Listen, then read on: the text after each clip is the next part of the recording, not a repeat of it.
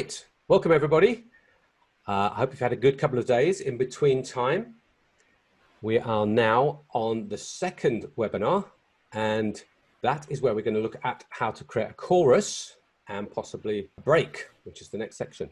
So I'm hoping that you've loaded your track successfully that you worked on Monday.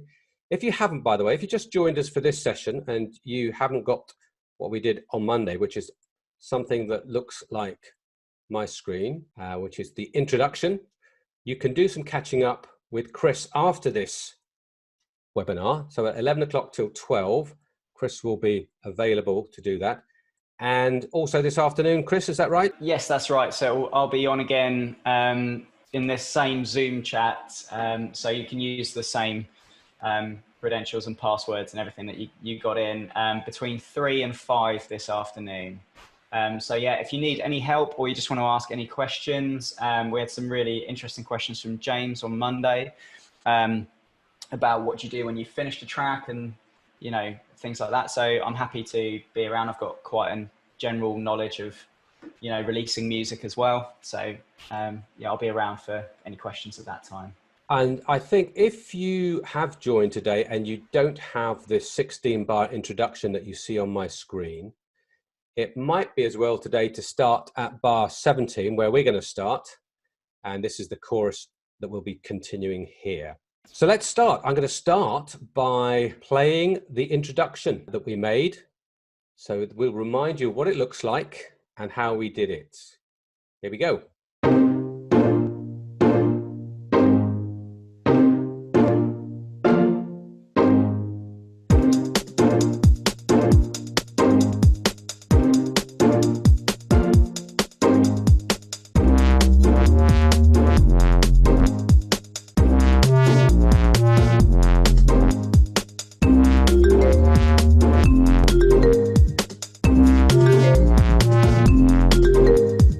So what we've got there is an instrument that we started off with. I started off with the strings in the end, and that runs for 4 bars, from bar 1 to bar 5.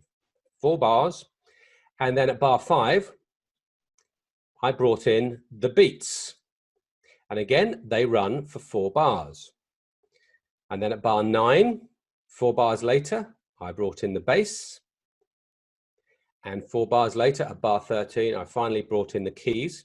And the effect is to start with 1 track, building to 2 tracks, building to 3 tracks, and finally 4 tracks. I'm going to stop sharing because I need to change my screen and show you what we're going to be doing today. Here's the introduction that we started off. Let's make that as big as possible. Okay, 16 bars, that's what we've just done, bars 1 to 17. And now we're going on to this next section, which is the chorus, chorus 1. It's going to be 8 bars long, and we're going to go from bars 17 to 25. And you can see as we progress along this course, our song is going to continue, and it's going to go up to about 81 bars. Now, it doesn't exactly have to be this, but what I suggest at the moment, while you're learning, it's a good idea to follow this structure. And in your own time, please do whatever you like, experiment. For example, your chorus could be 4 bars, or it could be 8 bars, or it could be 16 bars. It's up to you. And just because I've done it like a certain way, which I'm teaching you, you don't have to. But on these particular tutorials, on the webinars, I would suggest you follow this, because this is sort of guaranteed to work, if you like, and make your song sound good. So what you can see at the bottom of the screen here is the introduction. And I've added on here, let's just highlight this area, the chorus. And it's going to be 8 bars long from bar 17. Ignore this bit up here, 17 to 25. So I'm going to play it from the beginning. So the introduction is going to go smoothly, I hope, into this chorus here. Here we go.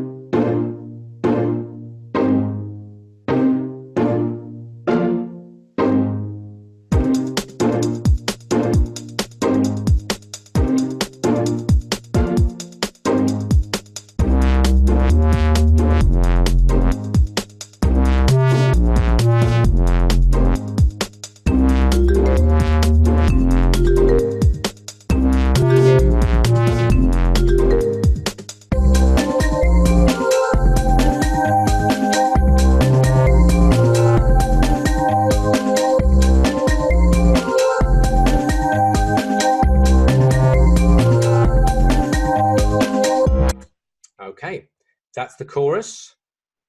What I'm going to do is just cycle, which is in the top left-hand corner, and that takes one part of the song and repeats it over and over again. So you can see I've moved my cycle by going to the orange bar up here, and now it'll play from bar 17 to 25 over and over again.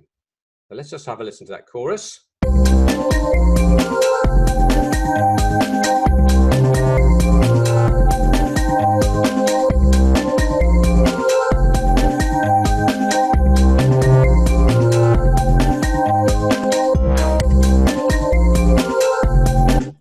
And I've actually gone a little bit over 25 there, my mistake. So I'm going to just pull that back. There we go. So this is the chorus. This is the section we're going to concentrate on today. Now, the chorus, I would suggest, is the most important part of the song. And that is because it's often got the catchiest part to it. It's the bit that you are going to be repeating, possibly in your song, 5 or 6 times. It's likely to have a great tune, a great melody, and the vocals will be something that you will remember, hopefully, if it's a good vocal, it's a good chorus. And so we're looking for the best beats, the best bass, the best keyboards, strings, tunes, melody, and it's got to be really catchy. And by catchy, I mean, after this session, when you finish your chorus, I'm hoping that you will be humming it in your head, whistling it, or you'll just find it there all day. You'll think, oh, what's that tune? Oh my goodness, it's my chorus. That's the sign of a good song. So like we did, first of all, we built a 4-bar section where we knew the beats and the bass and the keys and the strings went together. And we're going to do the same here. Now, I started with a melody, but I'm going to start with a beat this time. And I'm going to go down to loops, and I'm going to find the same loop pack that I used before. And that's important. I used 2-step. I can see it in all the samples. It tells me 2-step beats, 2-step bass, 2-step keys. We could use other loop packs, but at this stage, to keep the song sounding together, to make it sound cohesive, we're going to stick with the same loop pack. So I'm going to go to packs up in the top right corner, scroll down, and there's 2-step garage. And to hear those different sounds, I'm going to tap anywhere in the picture here. So I wanted a beat, and the first beat I had was beat 2. That was in my introduction. This was the one I've used already.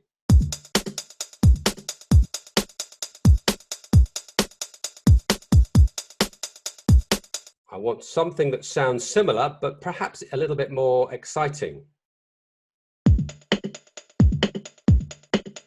That didn't do it for me because that sounded a little bit like it's got a filter on. It was a little bit dull. That's really quite upbeat and exciting.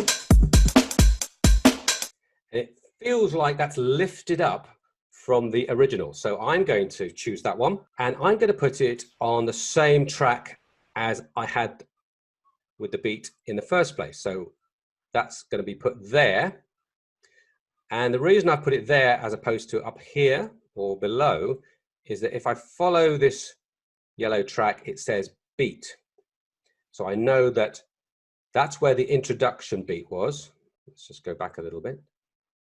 There it is. It's on the beat track. And I want to maintain that consistency of the beat, for me, being on the second track and the bass being on the bass track, melody on the melody track, so that I know when I'm mixing it, if I want to turn the volumes down here, if it's too loud, I can just bring all the beats down if I want. So that's my first task, is find a beat. And I've said the chorus is 8 bars, but at the moment, I can see this is only 4 bars long.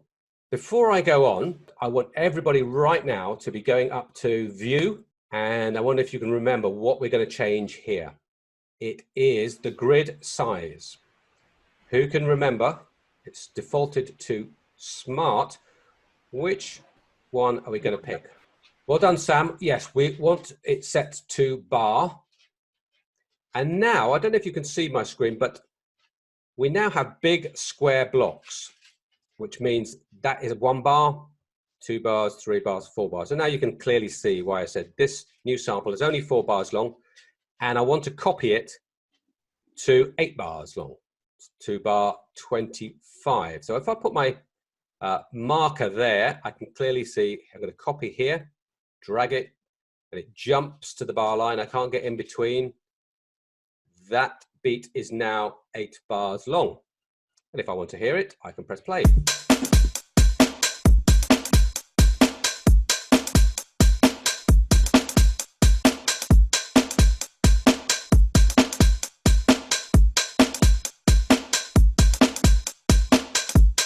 The next instrument I think is going to be the bass, because I do like working with beats first and the bass second, because the beats and the bass for me form the groove.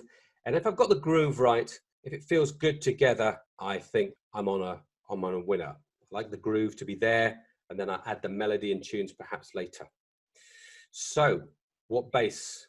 The bass I used before was bass 9 on the intro, so I don't want to use that one again unless I have to. Let's have a listen to a few of these basses. Do you remember last time on Monday we talked about these very deep basses, which you might not have heard that.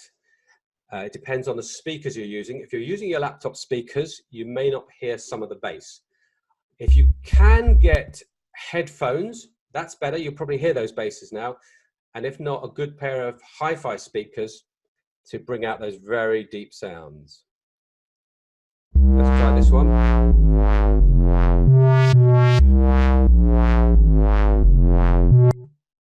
That's quite interesting. Number 6. Like that one. Try 8.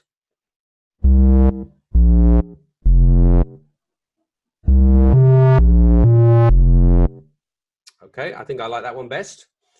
And so what I'm going to do is drag it to the bass track. And I noticed that on my particular one, the bass track is here.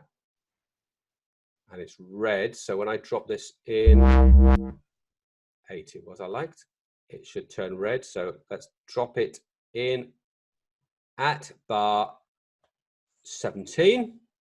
Perfect. And I'm going to copy it to bar 25. And now I have 8 bars of beats, 8 bars of bass. Question is, do they go well together? Let's find out.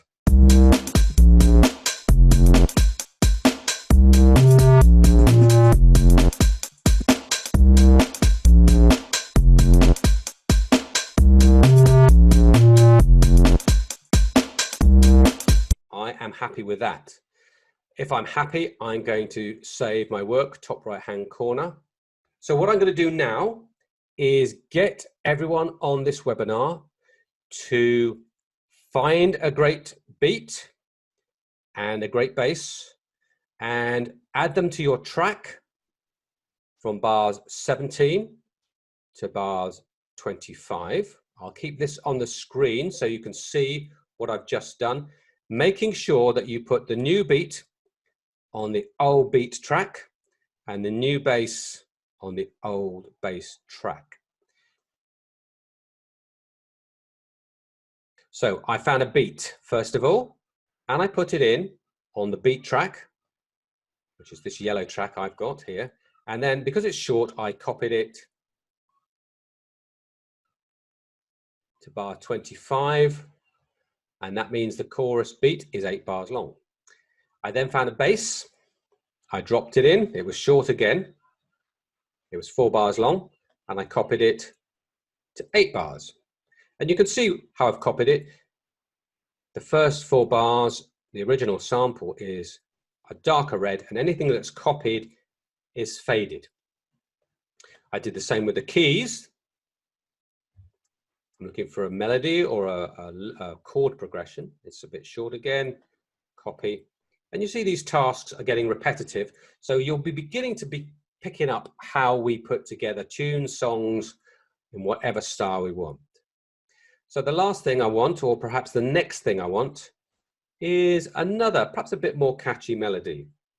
So let's keep continuing with these keys. See if there's anything I really fancy. I've used strings 1 and keys 9. So once again, I don't want to use them. I want to make sure that the chorus sounds different. So let's have a go. Keys 1.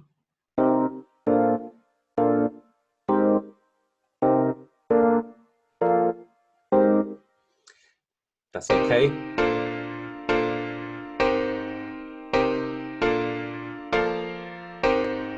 Not jumping out at me. Same thing. Too deep.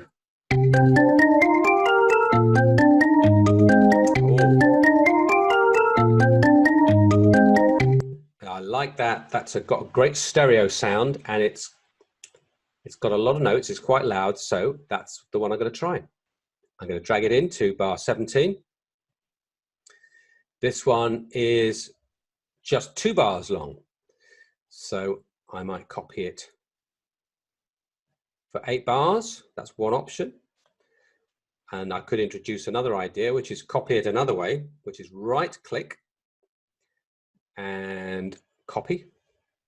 And then I might miss a bit there and go to bar 21, for example, and right-click again and paste it in.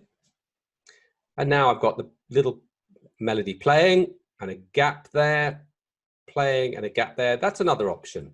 Let's have a listen.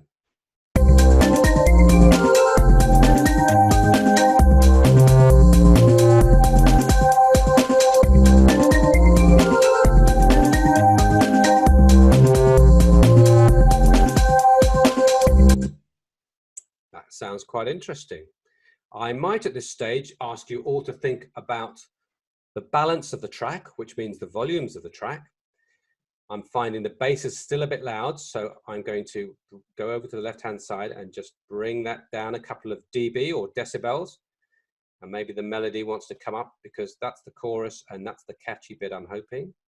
So that's gone up a little bit. Let's have a listen again.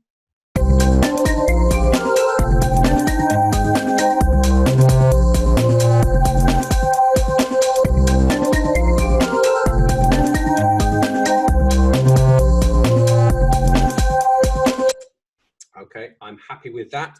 And if I'm happy with that, I save my work, top right-hand corner.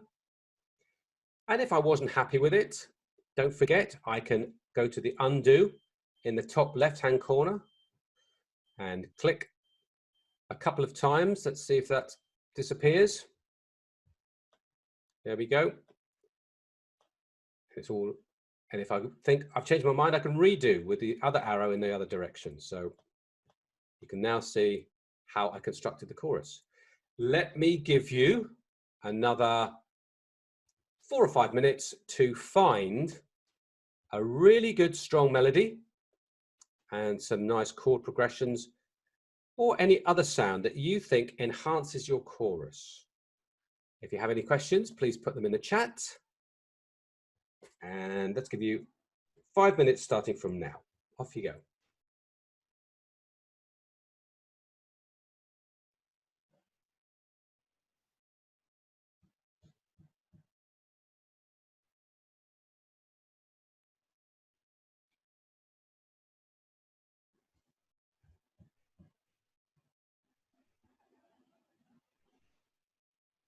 Now, it's very important that we ensure that this song that we're creating sounds like the same song. And that might sound a bit strange. What do I mean by that?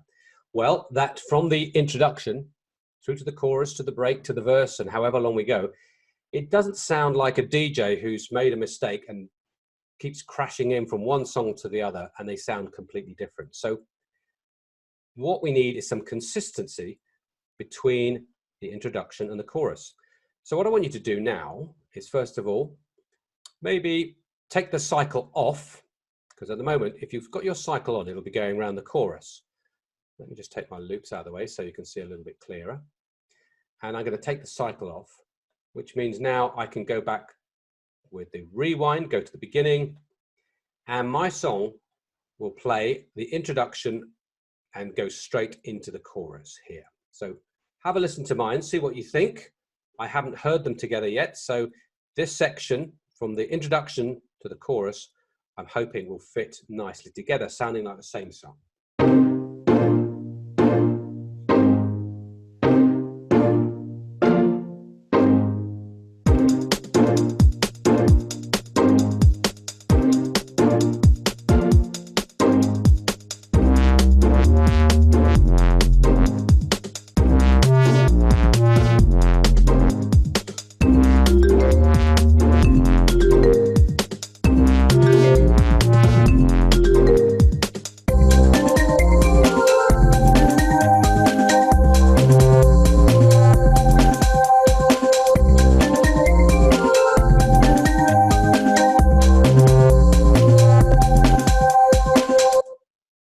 Okay, well, I like that personally. I think that's a good fix. I think they go from one to the other. If you listen to your chorus and you're thinking, it sounds a little bit too different, there's a few little tricks you can use. And Chris, if you've got any advice on this, please speak out. The one I might suggest is you don't have to have completely different sounds.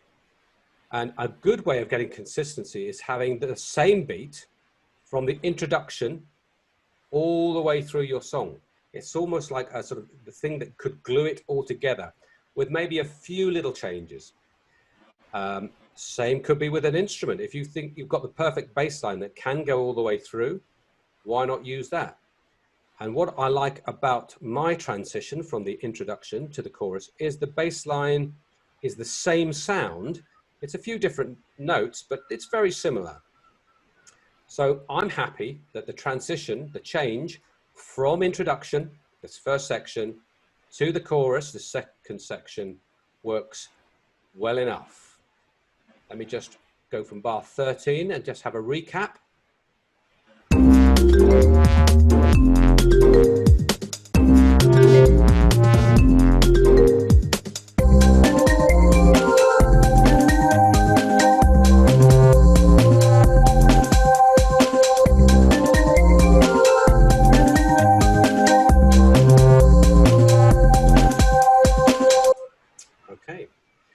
Now, let's do a little bit of what I call icing on the cake. And that's to embellish things. That's to add a few little tricks, if you like, that make it sound a little bit more interesting. And I'm using some of the modern techniques that I've heard that producers and songwriters are using, especially in electronic music, just to suggest there is something new coming, a new section. So something that will glue these two sections together. That's the chorus and the new section, in this case, the old section, the introduction. One of the things I like doing is to take back or cut some samples out just before this change. So for example, I could go to the strings here in the introduction and drag them back one bar, or possibly two. We'll have a listen. And let's try doing the same with the beat. Okay, so I've now sort of deleted this little bit, and it makes the chorus come in with a bit more impact, because here I've got 4 tracks, and here I've only got 2. I'm going to rewind from the beginning and see how that sounds.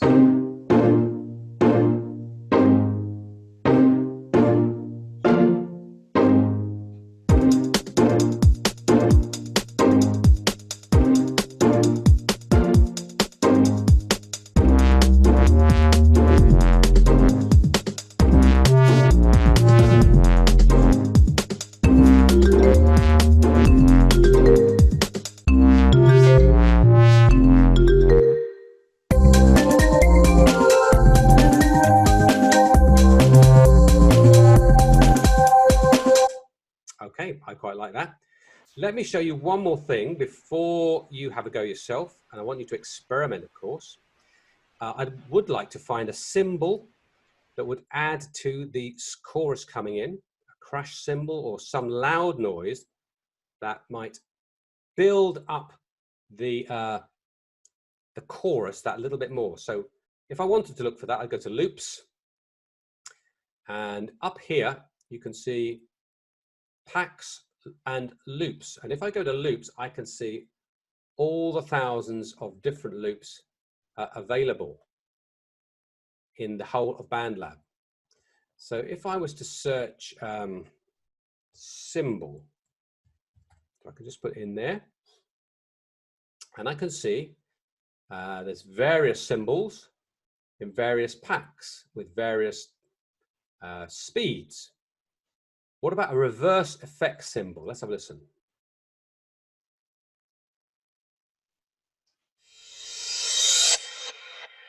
That's quite nice. That's a sort of crescendo. So I'm going to drag that into a new track, and I'm going to put it sort of between the two areas, the introduction and the chorus. Let's just drop it in there. It's a bit small, it's a bit quiet. Let's stop that now. But I want to try and push it across just before the chorus comes in, and I'm going to turn this track up. I could call this my effects track now. Let's go from bar 11 and have a listen.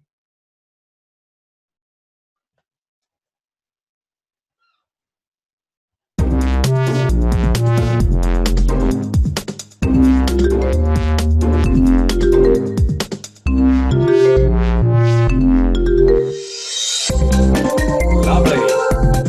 Pleased with that. Okay. Could I have a crash as well? Can you feel cymbal crash full? Let's have a listen.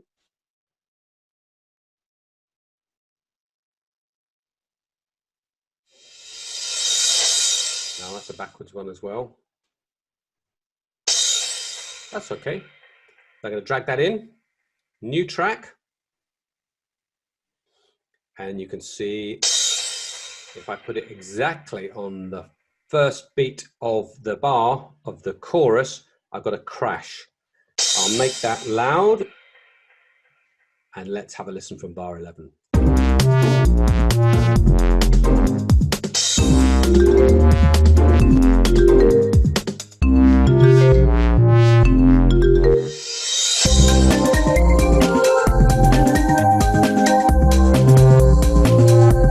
Lovely. Okay, let me give you a few minutes to do that. I'll keep the screen open, and you can see what I've done. I've taken out 2 bars of one track. It could be the bass, it could be the keys, you decide. You don't even have to do this if you don't want. You might try 1 bar is enough. I found a reverse crash cymbal, which adds to the build up of the change. And then on the first beat of the new chorus, the new section, I've added a crash or a loud sound, which gives it some emphasis. So let me give you a couple of minutes to have a go at that. The icing on the cake, if you like.